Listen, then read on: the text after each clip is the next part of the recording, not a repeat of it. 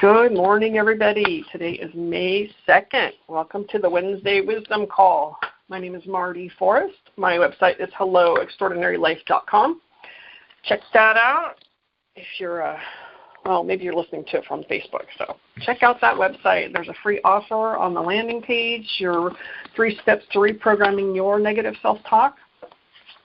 I got an email from someone that said, I downloaded it and I printed it and I read it every night.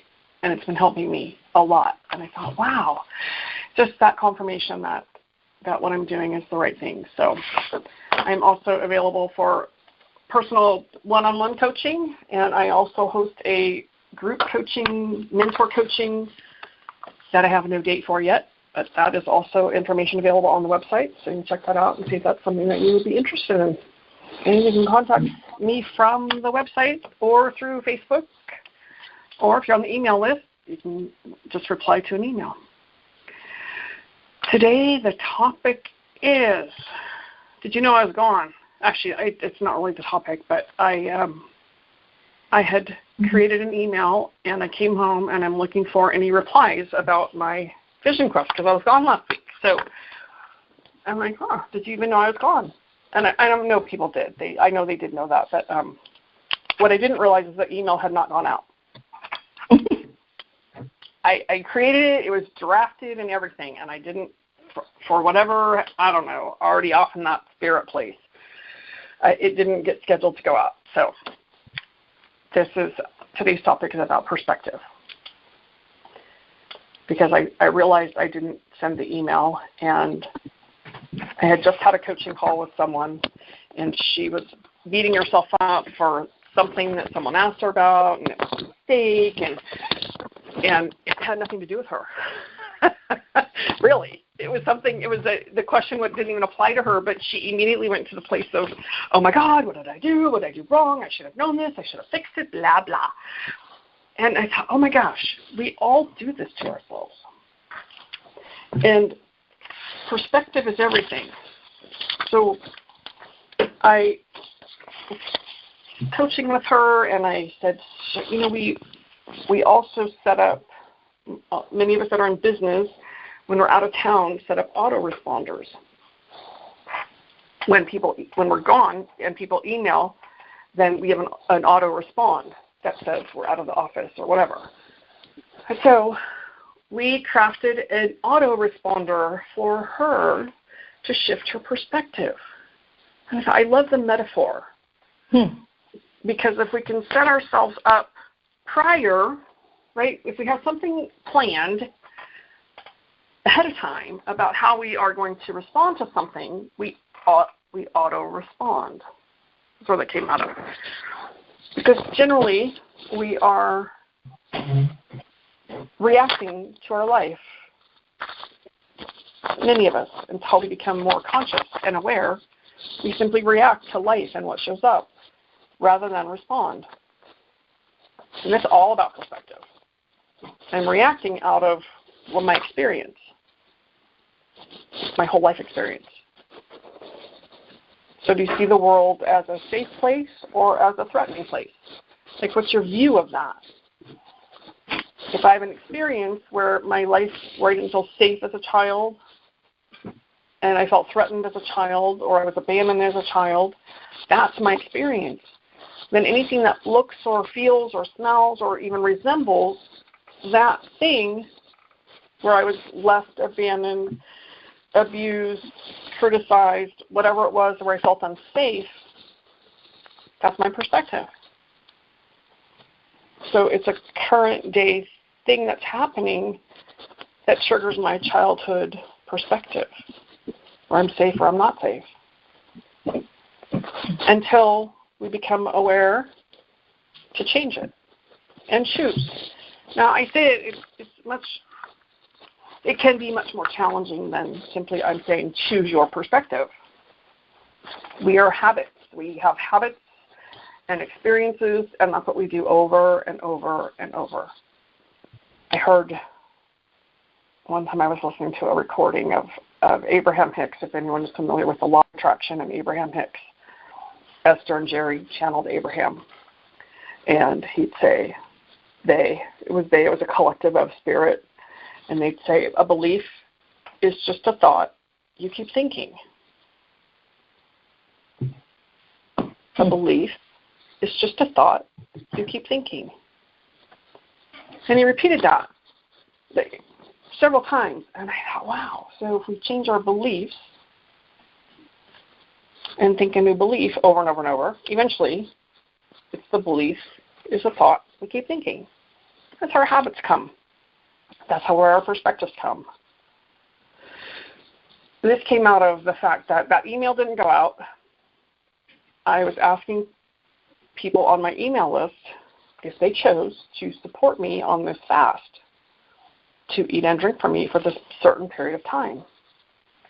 And when I do that, when I ask for support, it makes it a little easier for me to not suffer from that hunger and thirst. And therefore, I can stay focused on my prayer. Then I come home only to find out that I didn't send it out. So my perspective was that I had all this support. Now, I did have some. I'd asked some other people privately, personally, to support me that I know. But I'm thinking I have these way more people from my list added to that support, whether they chose to or not. But so that my perspective is like, oh, it just felt easier, and it felt like I had all this love and support and people praying for me too, to be able to stay focused in my prayer, and made it easier for me to not suffer with food and hunger, food and drink, thirst and hunger, I can say it. Oh, and then I find out that I didn't send it. And I'm like, wow. So my perspective was that I have all these people supporting me, and that's really energetically the truth. Yes, people support me, but not everybody knew I was doing that. So simply thinking, believing that I have all these people that are on my list eating and drinking for me, it felt easier. And I based that on my past experience, because there was a year that I didn't ask a lot of people. I asked only a handful of people to support me, and I struggled a lot with being hungry and thirsty. So you see how my experience of my past, that I didn't ask for a lot of support, and I found it more difficult. Now I just think I have a ton of support, right? My perspective is I have a ton of support out there, so it's easier. It's just what I thought, right? It's simply my perspective. If I see the world as a safe place, then I walk around the world as if it's a safe place. And I'm open to experiencing the whole world. But these perspectives come from how we were raised as children, our experiences. Not always as children, but generally begins from childhood. How do we begin to even shift it? Awareness is the first thing. Sometimes it's about reframing it.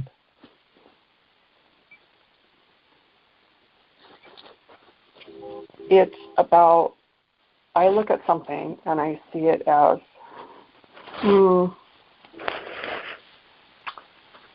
a negative or a not good experience. But what if I reframed it to be, what was the lesson? What did I learn? Maybe the person I'm having this experience with has their own perspective. Right? We all have perspective. We all have how we view the world. And my view of the world is based on my experience of it. If I can remember that, when I have an opinion that someone's being an asshole, well, they have a perspective of the world too, and they're acting out of their experience of the world. That has nothing to do with me. But because of my perspective and my own experience, I think it is. When I can remember and shift to that view, that interpretation or perspective that, wow, I wonder what's going on in their world. You see a lot of those memes of, everybody has a story, just be kind. Because everyone has an experience. But often we're busy reacting from our own experience. So one of the ways to start to shift that is to remember that we all have an experience.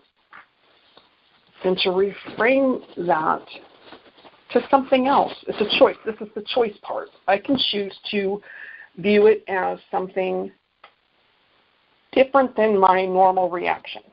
It's not really normal, but my conditioned reaction based on my experience. And that's where that awareness comes in. Here's my reaction. How could I see it different? How could I shift my perspective? This is where the autoresponder comes in. If I have something already in place, then when I catch it, I put that autoresponder, that reframe in place. And I find it helpful to have that already set up, to create that first. This way, I find myself reacting to something.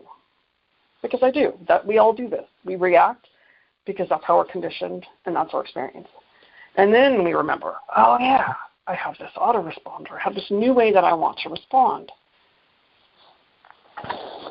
That is viewing people who are acting out of their own experience or their own wounding. When I remember that, I can have a little more compassion for them. When I come from a place of curious, my autoresponder might be, oh, I wonder what happened to them that makes them behave that way, or that makes them feel so angry or so unhappy. You see that? And then the more I can reframe that, the more compassion I can have, and the more I just simply see it different. I may not even see them as someone that has this negative or painful experience from their past. I may just see them as this person who's having a hard time today, and maybe they just need me to smile at them or say, hello, how are you? Or maybe I just walk all the way around them because that's maybe a better choice. This is where I get to choose how I want to proceed. I was thinking earlier before the call about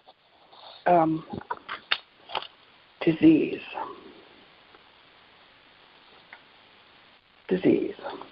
We get diseases. We get illnesses.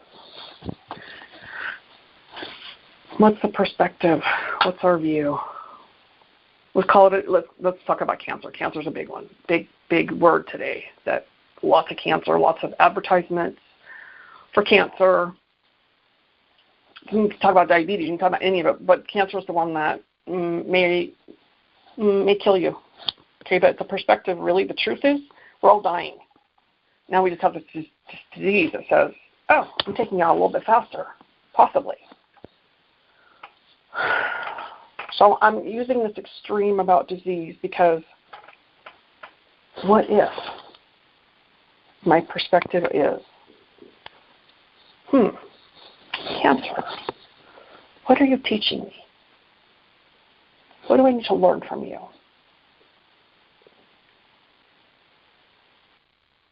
Right? That's a whole other perspective than being afraid that I'm going to die from it. I may or may not. A person may or may not, people who have it. It's just shifting that perspective of what are you teaching me, or what can I learn from this?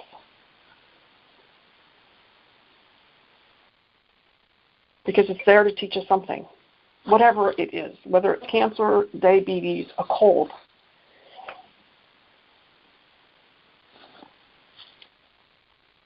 My perspective can be, oh crap, I'm sick again. Blah, blah.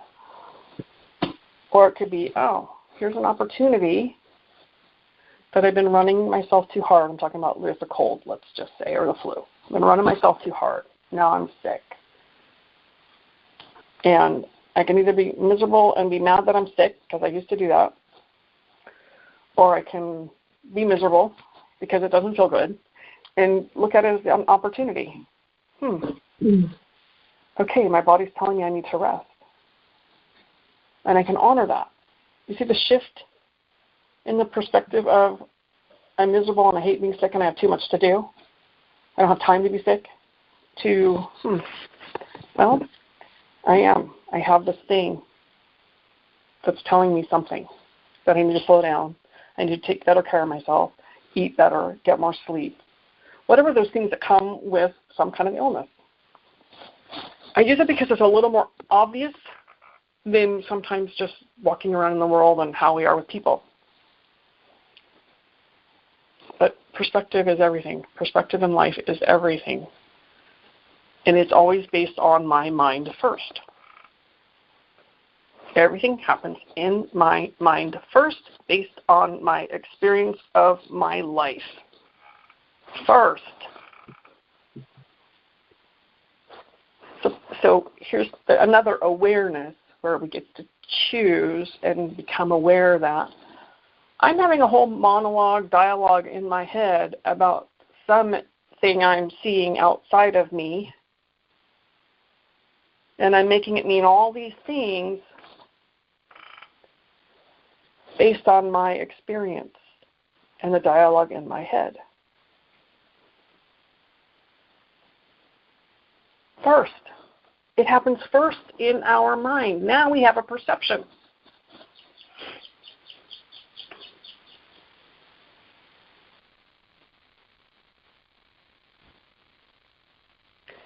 When we live fully present, that's a challenge. I'm still challenged to do that. Then my perception changes because it's not based on what happened in my life. And now I'm perceiving that incident based on my experience in my life.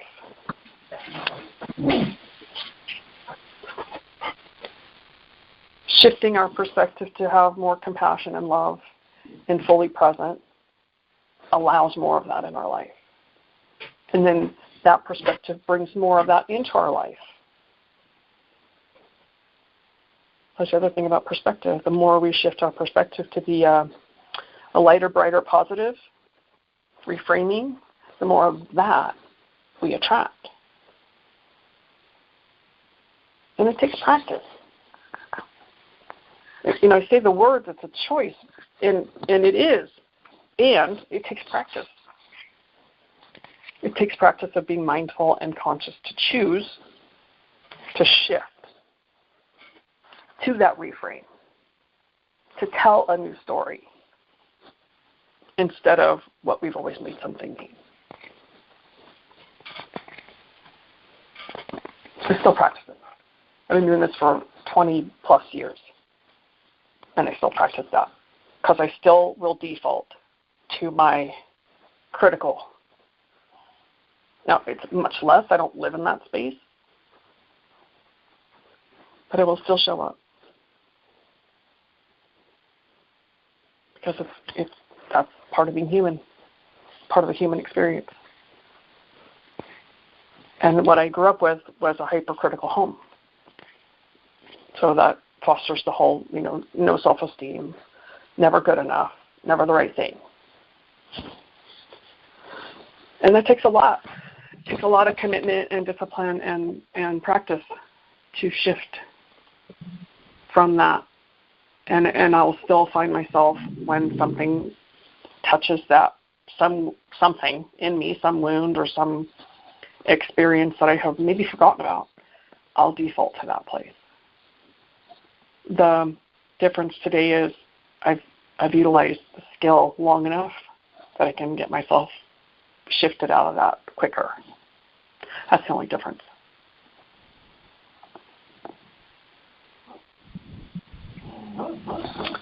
Oh, and my dog is dreaming, so I'm going to stop there. I see it's 9:27, so yeah, what did you get from that? Did you get anything good from that? Helpful? Absolutely. For me, my autoresponder to set one up, and that I love that idea, and to make it a positive one. And situations that come up for me frequently that are challenging, I will definitely be thinking about an autoresponder one of those today. I love that. It came, that intuitive little hit that comes through, and I'm like, wow, I love that autoresponder. And I was coaching someone who's also in business, so that made it easy to understand. That, and also, I had just heard on the radio this morning about someone who lives their life every day like it could be their last day. Mm-hmm. And you'd mentioned that, the opportunity to learn from any given situation, like if you had a disease and you picked cancer. And I thought, what if today was my last day? How would I live it differently? And my mind goes crazy thinking of the different things I would do, and they're all positive. Yes. Instead of even letting my mind go to the negative, you wouldn't do it because it's your last day. That's right. Like your bucket list, right? Yeah. And you'd be kind to everybody no matter what, because it's your last day. So why not? If you could do it with that in mind, why couldn't you always just do it to live life to the fullest every day? I mean, it'd be a challenge, granted, but it's something to think about and to strive for me. Well, and in that striving, it makes it easier. In the beginning, it's one of those things of, oh, there I go again, and I did the same thing again, and and then days go by, and the time that you recognize that becomes shorter.